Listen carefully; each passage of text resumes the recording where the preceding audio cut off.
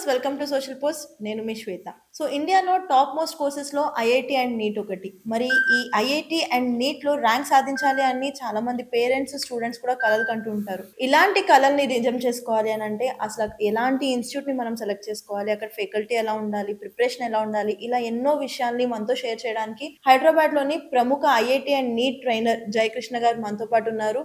And అలానే social post కూడా కొన్ని సిరీస్ ఆఫ్ ఎపిసోడ్స్ తో మీకున్న డౌట్స్ అని క్లియర్ చేయడానికి మీ ముందుకు వచ్చేస్తుంది. కాబట్టి సో ఈ సిరీస్ ఆఫ్ ఎపిసోడ్స్ లో భాగంగా ఎపిసోడ్ 1 నీట్ లాంగ్ టర్మ్ గురించి అయితే ఈ రోజు మనం మాట్లాడుకుందాం. దానికన్నా ముందు మనం జయకృష్ణ గారిని వెల్కమ్ చేసేద్దాం. Welcome sir, welcome to social post and thanks for having us. ఎలా ఉన్నారు? థ్యాంక్ యూ అండి. Very fine. And how are you? Thank you sir, I'm good. So NEET long term గురించి ఈ రోజైతే మనం ఫస్ట్ ఎపిసోడ్ తో start చేద్దాము. So NEET counselling అనేది జరుగుతుంది కదా, మరి ఈ కౌన్సిలింగ్ లో మిస్ అయిన వాళ్ళు లాంగ్ టర్మ్ ని ఎలా సెలెక్ట్ చేసుకోవాలంటారు? ఏ ఇన్స్టిట్యూట్ సెలెక్ట్ చేసుకుంటే బెటర్ అంటారు?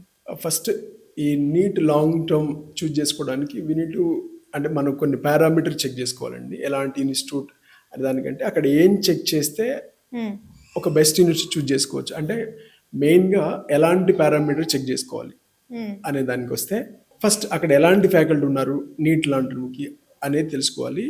ఫ్యాకల్టీ మెంబర్ని చూస్ చేసుకోవడం అనేది వెరీ ఇంపార్టెంట్. అంటే ఇంటర్మీడియట్కి అయితే కొంచెం మిగతా కండిషన్ కూడా చూడొచ్చేమో, అక్కడ అంటే ఇన్ఫ్రా ఎలా ఉంది, ఇవన్నీ కన్సిడరబులే. బట్ లాంగ్ టర్మ్ విషయానికి వస్తే అక్కడ ఎలాంటి ఫ్యాకల్టీ ఉన్నారు, వాళ్ళ ఎక్స్పీరియన్స్ ఏంటి, ఇంతకుముందు ఎలాంటి ర్యాంక్స్ వచ్చాయి. So higher priority, the most important is the faculty.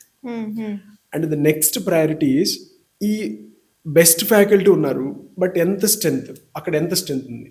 So ఈ బెస్ట్ ఫ్యాకల్టీ ఎంతమందికి టీచ్ చేస్తున్నారు, అక్కడ ఎంత స్ట్రెంత్ ఉంది, అది లిమిటెడ్ స్ట్రెంతా అన్లిమిటెడ్ స్ట్రెంతా ఆ క్యాంపస్లో ఉంది. సో ఆ సెకండ్ ఫ్యాక్టర్ ఎంతమంది ఉన్నారు ఆ క్యాంపస్లో. So what is the strength of that particular campus. ఈ బెస్ట్ ఫ్యాకల్టీ ఎంతమందికి వాళ్ళ బెస్ట్ ఇవ్వగలరు అనేది సెకండ్ పాయింట్.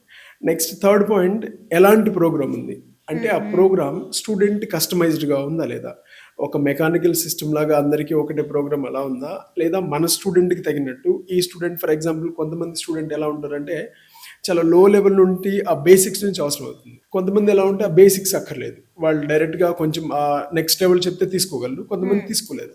సో ఈ ప్రోగ్రామ్ ఆ స్టూడెంట్కి తగినట్టు ఉందా అంటే ఒక బెస్ట్ ఫ్యాకల్టీ ఉండాలి, ఆ బెస్ట్ ఫ్యాకల్టీ ఎంతమందికి టీచ్ చేస్తున్నారో తెలుసుకోగలగాలి, ఈ ప్రోగ్రామ్ స్టూడెంట్కి తగినట్టు ఉందా లేదా. ఈ మూడు విషయాలు ప్రాపర్గా చెక్ చేయగలిగితే that is the best place for the neat long term. Okay.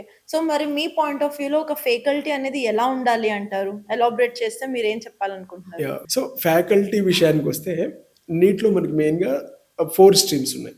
First physics and chemistry, next botany, zoology, జనరల్గా దాన్ని బయాలజీ అంటాం. ఇందులో ఒక బెస్ట్ ర్యాంక్ రావాలి, ఒక టాప్ కాలేజీలో జాయిన్ అవ్వాలంటే ఫిజిక్స్లో స్ట్రాంగ్ ఉండాలి. ఒక రీజనబుల్ కాలేజీలో సీట్ రావాలంటే కెమిస్ట్రీ ఉండి ఫిజిక్స్లో యావరేజ్ ఉన్నా సరిపోతుంది. సో బయాలజీ అండ్ కెమిస్ట్రీలో స్ట్రాంగ్ ఉండి ఫిజిక్స్లో కొంత యావరేజ్ ఉంటే వీ కెన్ గెట్ ది మనకి ఒక ఫ్రీ సీట్ వచ్చే ఛాన్స్ ఉంది. ఒక టాప్ కాలేజ్ లైక్ ఎయిమ్స్ ఇలాంటి వాటిలో చేయాలంటే ఫిజిక్స్లో కూడా స్ట్రాంగ్ ఉండాలి. సో ఈ ఫ్యాకల్టీ విషయానికి వస్తే first physics, chemistry, biology. First physics జనరల్గా బైపీసీ స్టూడెంట్స్ ఏంటంటే వాళ్ళకి మ్యాథ్స్ బ్యాక్గ్రౌండ్ ఉండదు కాబట్టి ఫిజిక్స్ అంటే కొంచెం టఫ్గా ఉంటుంది. బైపీసీ వాళ్ళకి మ్యాథ్స్ బ్యాక్గ్రౌండ్ ఉండదు కాబట్టి ఆ క్యాలిక్యులేషన్ విషయానికి వస్తే వాళ్ళు కొంచెం టఫ్గా ఫీల్ అవుతుంటారు. సో ఆ క్యాలిక్యులేషన్స్ ఎక్కడ ఎక్కువ ఉంటాయి, ఫిజిక్స్లో ఎక్కువ ఉంటాయి కాబట్టి జనరల్గా బైపీసీ అనగానే ఫిజిక్స్ అంటే కొంచెం టఫ్గా ఫీల్ అవుతారు. సో ఆ ఫిజిక్స్ టీచింగ్కి వస్తే ఫస్ట్ ఆ ఫ్యాకల్టీ ఎవరున్నా సరే వాళ్ళకి ఆ భయం తీసేసి కాన్ఫిడెన్స్ ఇవ్వగలగాలి. ఫిజిక్స్ వాళ్ళు అనుకున్నట్టు టఫ్ కాదు, అది ఈజీనే అనే కాన్ఫిడెన్స్ ఇచ్చి దాన్ని ఎలా ప్రిపేర్ అయితే ఈజీగా ఉంటుందో చెప్పాలి. అలా టీచ్ చేయాలంటే జనరల్గా కొంచెం మోర్ ఎక్స్పీరియన్స్ ఉన్న ఫ్యాకల్టీ అయితే బెస్ట్గా ఉంటుంది. అంటే ఏ టాపిక్ని ఎలా చదవాలి, దీన్ని ఈజీగా చేయాలంటే వాళ్ళకి ఎలా చెప్తే ఈజీగా అర్థమైపోతుంది. స్టూడెంట్ మెంటాలిటీ మనకు తెలిసి ఉండాలి, అక్కడ ఎందుకు టఫ్ అవుతున్నారు, దాన్ని ఈజీగా చేయాలంటే వాట్ కైండ్ ఆఫ్ అంటే ఎలా ఎక్స్ప్లెయిన్ చేస్తే వాళ్ళకి ఈజీ అయిపోతుంది. ఈ విషయాలని జనరల్గా ఎక్స్పీరియన్స్ ఎక్కువ ఉన్న వాళ్ళకి బాగా ఐడియా ఉంటుంది. సో ఎక్స్పీరియన్స్డ్ ఫ్యాకల్టీ ఉండడం అనేది ఫిజిక్స్ పాయింట్ ఆఫ్ వ్యూలో ఉండాలి. బట్ టీచింగ్ కూడా ఇలా ఉండాలి. ఫస్ట్ బేసిక్ మ్యాథమెటిక్స్ ఉంటాయి, వాళ్ళకి ఫర్ ఎగ్జాంపుల్ వాళ్ళకి ట్రిగ్నోమెట్రీ చెప్పడం, ఇలాంటి బేసిక్స్ అన్ని కవర్ చేస్తూ ఆ మ్యాథ్స్ బ్యాక్గ్రౌండ్ ఇచ్చిన తర్వాత ఫిజిక్స్ని కొంచెం స్ట్రాంగ్ చేస్తే, అంటే వాళ్ళు ఆ క్యాలిక్యులేషన్ పార్ట్ ఎగ్జాక్ట్గా వీక్ అవుతున్నారు. దెన్ కొన్ని క్లాసెస్ క్యాలిక్యులేషన్స్ మీదే, క్యాలిక్యులేషన్ స్ట్రాంగ్ అవడానికి ఈజీగా ఆ టిప్స్ అండ్ ట్రిక్స్ చెప్పాలా. సో దాంతో పిల్లాడికి బేసిక్గా ఫిజిక్స్ అంటే అంత ఫియర్ ఉండదు, ఈజీనే ఫిజిక్స్ నేను చేయగలను, ఆ కాన్ఫిడెన్స్ బిల్డ్ చేసే ఫ్యాకల్టీ ఉంటే they are the best faculty. అక్కడ నుంచి స్టూడెంట్ తీసుకోగలడు. ఫస్ట్ స్టూడెంట్కి ఆ రేంజ్కి తీసుకురావడం మెయిన్గా టీచర్ లైక్ రోల్ అక్కడ, అలాంటి ఫ్యాకల్టీ ఉండాలి. సో ఇప్పుడు మీరు ఫిజిక్స్ గురించి చెప్పారు కదా, next coming to chemistry, biology and geology, ఆ ఫ్యాకల్టీ కూడా ఎలా ఉండాలి? ఫైన్. కెమిస్ట్రీ విషయానికి వస్తే అండి, కెమిస్ట్రీలో మెయిన్గా 3 పార్ట్స్ ఉంటాయి: physical chemistry, organic chemistry, inorganic chemistry. Physical chemistry అంటే క్లోజ్ టు ఫిజిక్స్, మళ్ళీ కొంచెం క్యాలిక్యులేషన్ పార్ట్ ఉంది. ఈ బయాలజీ స్టూడెంట్స్కి కొంచెం టఫ్. మెయిన్గా బయాలజీ అంటే ఈ బైపీసీ వాళ్ళకి టఫ్గా ఫీల్ అయ్యే 2 aspects, physics and physical chemistry. ఎందుకంటే ఇక్కడ క్యాలిక్యులేషన్స్ పార్ట్ ఎక్కువ. సేమ్ థింగ్ ఈ ఫిజికల్ కెమిస్ట్రీ జనరల్గా దాన్ని ఎక్కువ సబ్జెక్ట్గా కాకుండా మన లైఫ్లో ఎలాంటి అప్లికేషన్స్కి వాడు జనరల్గా మనం బయట ఏదైతే చూస్తున్నామో వాటికి అప్లై చేసి సబ్జెక్ట్ని చెప్పగలిగితే స్టూడెంట్ ఈజీగా తీసుకోగలడు. ఓకే, మనం బయట చూసేదే ఆ సైన్స్ దీనికి ఎలాంటి రిలేషన్స్ ఉన్నాయి, ఇలా జనరలైజ్డ్గా సబ్జెక్ట్ని చెప్పగలిగితే వాళ్ళు దాన్ని కంఫర్ట్గా తీసుకోగలరు. అలా డీల్ చేస్తే మంచిది ఫిజికల్ కెమిస్ట్రీ. దానికి కూడా లిటిల్ బిట్ మ్యాథమెటిక్స్, ఆ రిలేషన్ అవి ఉండాలి, ఆ బేసిక్స్. నెక్స్ట్ ఆర్గానిక్ కెమిస్ట్రీకి వస్తే, ఈ ఆర్గానిక్ కెమిస్ట్రీలో జనరల్గా ఏమనుకుంటారంటే కొన్ని రియేజెంట్స్ ఉంటాయి, రియాక్షన్స్ ఉంటాయి, వాటిని గుర్తుపెట్టుకుంటే సరిపోదు అనుకుంటారు. But it's myth actually. అలా కుదరదు. అందుకోసం ఇది టఫ్ అవుతుంది. ప్రతి రియాక్షన్కి అది ఎందుకు జరుగుతుంది, వాటి మెకానిజం ఏంటి, అక్కడ ఈ రియాక్షన్ ఎందుకు వాడాలి, ఈ పర్టికులర్ రియేజెంట్ ఏం చేస్తుంది, ఈ ప్లేస్లో ఇంకొక రియేజెంట్ అంటే ఎలాంటి రియాక్షన్ జరుగుతుంది, ఈ అవేర్నెస్ ఉండాలి. ఆ బేసిక్ మెకానిజం మీద ఎవరికైతే గ్రిప్ ఉంటుందో వాళ్ళు ఆర్గానిక్ ఈజీగా డీల్ చేయగలరు. Next inorganic chemistry. ఈ ఇన్ఆర్గానిక్ కెమిస్ట్రీ కూడా జస్ట్ అది నార్మల్ థియరీ పార్ట్ ఉంటుంది, బైహార్ట్ చేస్తే వచ్చేస్తుంది అని అనుకుంటాం. అలా బైహార్ట్ చేయడం, ఫస్ట్ దేన్నైనా సరే బైహార్ట్ చేస్తున్నామంటే దాన్ని ఎక్కువసార్లు చదవాలి, ఎక్కువ గుర్తుపెట్టుకోవాలి. సో దానికంటే ముందు చూడాల్సింది ఏంటంటే ఆ కాన్సెప్ట్ మొత్తాన్ని క్లియర్గా అర్థం చేసుకోవాలి. సో కొన్ని గ్రూప్స్ ఉంటాయి, వాటి ట్రెండ్స్ ఉంటాయి. ప్రతి కాన్సెప్ట్కి, ప్రతి క్వశ్చన్కి ఆ రీజన్స్ తెలిసి ఉండాలి మనకి. ఎక్కడన్నా ఒక పారామీటర్లో టాప్ టు బాటమ్ డిక్రీజ్ అయింది, ఇంక్రీజ్ అయింది, ఎందుకు ఇలా జరుగుతుంది, వేరే కాన్సెప్ట్స్లో ఎక్కడ డీవియేషన్ వస్తుంది, ఆ డీవియేషన్కి రీజన్ ఏంటి, ఈ రీజన్స్ అనేది క్లారిటీగా తెలుసుకోవాలి. ఓకే, ఎప్పుడు ఆ క్వశ్చనింగ్ మెంటాలిటీ ఉండదు స్టూడెంట్కి. Why it is like that only, ఎందుకు ఇలానే జరుగుతుంది, ఇలా అయితే ఏమవుతుంది, అలాంటి అప్రోచ్ ఉంటే ఈ కెమిస్ట్రీ పార్ట్ ఈజీగా అయిపోతుంది. నెక్స్ట్ బయాలజీ కొంచెం థియరిటికల్ గానే ఉంటుంది. సేమ్ బయాలజీలో కూడా మనం బిట్వీన్ ద లైన్స్ అంటాం. ఒక కాన్సెప్ట్ చదివినప్పుడు అసలు ఈ కాన్సెప్ట్ నుంచి మనం ఏం నేర్చుకోగలం, ఆ కాన్సెప్ట్ ఏం చెప్తుంది మనకి, అందులో మోస్ట్ ఇంపార్టెంట్ పాయింట్ ఏంటి, ఈ పర్టికులర్ పారాగ్రాఫ్ నుంచి మనం ఏం నేర్చుకుంటాం, లేదా ఈ పారాగ్రాఫ్ మనకి ఏం చెప్తుంది అనే దాన్ని స్టూడెంట్ ఎక్స్ట్రాక్ట్ చేసుకున్నట్టు ఉండాలి ఒక పారాగ్రాఫ్ చదివితే. అలాంటి రీడింగ్ ఎక్కడైతే ఉంటుందో అది బయాలజీకి బాగా ప్లస్ అవుతుంది. ఇప్పుడు కొంచెం లాస్ట్ ఇయర్ పేపర్ టైప్ వచ్చి మోర్ స్టేట్మెంట్ టైప్స్ వస్తున్నాయి, అంటే అది కరెక్ట్ ఎక్స్ప్లెనేషనా కాదా, ఇలాంటి క్వశ్చన్ సాల్వ్ చేయాలంటే మనకి ఆ కాన్సెప్చువల్ క్లారిటీ అనేది కంపల్సరీగా ఉండాలి. సో బయాలజీ అయితే అలా చదవాలి, బాటనీ అయినా సరే, జువాలజీ అయినా సరే. ఓకే, ఫ్యాకల్టీ యొక్క సపోర్ట్ స్టూడెంట్ ఇక్కడ వరకు తీసుకురావడంలో వాళ్ళ యొక్క రెస్పాన్సిబిలిటీ. సో నెక్స్ట్ వచ్చేసి స్టూడెంట్స్ యొక్క రెస్పాన్సిబిలిటీ ఏంటి, ప్రిపరేషన్. మరి వీళ్ళ ప్రిపరేషన్ అనేది ఎలా ఉండాలి? ఫస్ట్ ఆఫ్ ఆల్ ఆ స్టూడెంట్కి డాక్టర్ అవ్వడం అనేది ఒక ప్యాషనేట్గా ఉండాలి. ఏదో నీట్కి వచ్చేస్తున్నాం సొసైటీలో ఉంది డాక్టర్ అవ్వడం అలా కాకుండా ఆ స్టూడెంట్కి ఆ ప్యాషన్ ఉండాలి ఆ డాక్టర్ మీద. ఎందుకంటే ఒక నేమ్ ఉంటే, ఫర్ ఎగ్జాంపుల్ మీ నేమ్ శ్వేత గారు, శ్వేత అండ్ డాక్టర్ శ్వేత, ఆ డాక్టర్కి ఉండే వెయిటేజ్ ఎప్పుడు it's a different thing. It's not about the money. ఏమన్నా ఆ డాక్టర్ కావాలి అనే ప్యాషన్ ఉండాలి. ఈ ప్యాషన్తో పాటు తనకు కొంత కమిట్మెంట్ అండ్ సీరియస్నెస్ ఉండాలి. ఇలా ఎవరైతే స్టూడెంట్స్ ఉంటారో వాళ్ళకి వెరీ వెరీ ఈజీ. అసలు ఇందులో టఫ్ అనడానికే లేదు. నీట్ టఫ్ అనడం ఓన్లీ బికాస్ ఆఫ్, అంటే ఎందుకంటే ఎక్కువ కాంపిటీషన్ ఉంది మనకి. ఇండియా మొత్తం మీద ఒక 25 lakh పీపుల్ రాస్తారు. 25 లక్షల మంది రాస్తే 1,10,000 వరకు సీట్లు ఉన్నాయి. అంటే ఎక్కువ కాంపిటీషన్ ఉంది, తక్కువ సీట్స్ ఉండడం వల్ల టఫ్, కానీ ఆ ఎగ్జామ్ ప్యాటర్న్ కానీ ఇది టఫ్ కాదు. సో ఈ కమిట్మెంట్, సీరియస్నెస్, ఆ డిసిప్లిన్ ఉన్న స్టూడెంట్, ఈ ప్యాషన్ ఉండే స్టూడెంట్స్ ఈజీగా క్రాక్ చేయగలరు. అంటే ఈ 2 క్వాలిటీస్, దానికి ప్యాషనేట్ అయి ఉండాలి, దాంతోపాటు ప్యాషన్గా ఉంది, ఓకే ఈజీగా నాకు చాలా ప్యాషన్ ఉంది డాక్టర్ కావాలంటే కుదరదు. దానికి కావాల్సిన నేర్చుకునేంత డిసిప్లిన్, ఆ కమిట్మెంట్ ఉండాలి. ఈ 2 క్వాలిటీస్ ఉంటే ఏ స్టూడెంట్ అయినా సరే నీట్ క్రాక్ చేయాలి. నేను 100% కాన్ఫిడెంట్గా చెప్తాను. ఓకే. సో, ఈ నీట్‌లో ర్యాంక్ రాని వాళ్ళు చాలామంది డిగ్రీ ఆర్ సమ్ అదర్ కోర్సెస్‌కి జాయిన్ అయిపోతూ ఉంటారు కదా! హ్మ్. అలా వెళ్ళడం కరెక్ట్ అంటారా? లేకపోతే లాంగ్ టర్మ్ కోర్స్ తీసుకొని డెడికేటెడ్‌గా దీని మీద స్టిక్ ఆన్ అయ్యి ఉండడం కరెక్ట్ అంటారా? యాహ్! Very good. నార్మల్‌గా ఈ నీట్ నుంచి మనకు డాక్టర్‌గా జాయిన్ అయ్యే వాళ్ళ అనాలిసిస్, స్టాటిస్టిక్స్ తీసుకుంటే డైరెక్ట్‌గా ఇంటర్మీడియేట్ జాయిన్ అయ్యే వాళ్ళు only 20-25%. Remaining 70% of the students వాళ్ళు మెడిసిన్‌లో జాయిన్ అవుతున్నారు.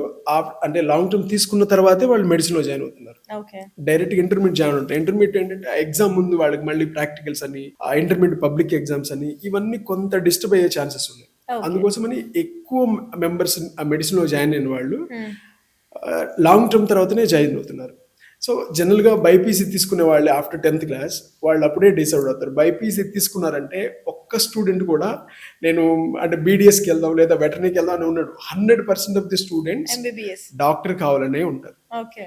సో ఒక 1 ఇయర్ వేస్ట్ అయినా పర్లేదు. వాళ్ళు డాక్టర్ అవ్వడమే కరెక్ట్. ఈ 2 క్వాలిటీస్ పెంచుకొని తను ప్యాషనేట్ ఉండి కొంత డిసిప్లిన్‌గా ఉంటే క్రాక్ చేయడం ఈజీనే.